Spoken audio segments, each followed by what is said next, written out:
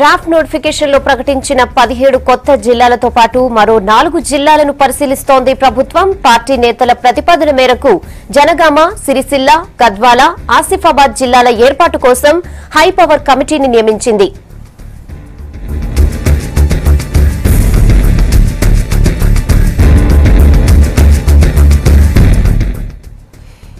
దీనిపై పూర్తి అప్డేట్ శ్రీనివాస్ అందిస్తారు. శ్రీనివాస్, హైపవర్ కమిటీ కొత్త జిల్లాలపై ఎప్పుడు నివేదికను సమర్పించనుంది? అప్డేట్స్ ఏంటి?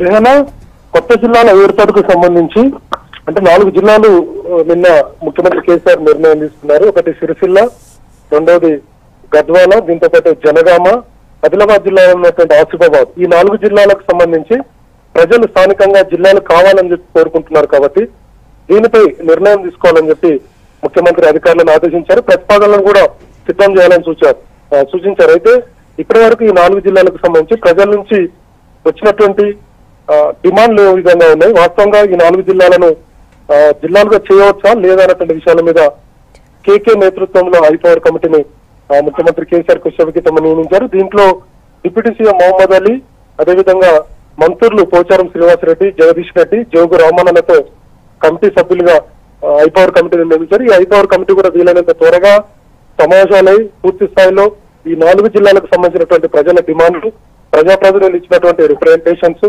వీటన్నిటి మీద పరిశీలించి 7వ తారీఖు మధ్యాహ్నం లోపు నివేదిక ముఖ్యమంత్రికి ఇవ్వాలని చెప్పి ఆదేశించారు. కాబట్టి ఆ నివేదిక తర్వాత ఈ జిల్లాలు చేయాలా లేదా అన్నటువంటి అంశాల మీద కూడా ముఖ్యమంత్రి తర్వాత మిగతా అధికారులందరూ కూడా చర్చించి ఒక నిర్ణయం తీసుకుంటారు.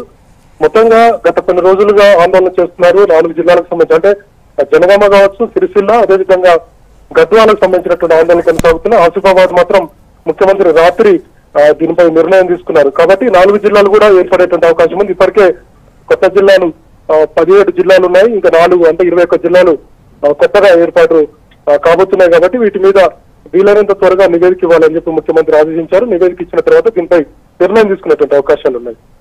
Okay, Srinivas. Thanks for the updates.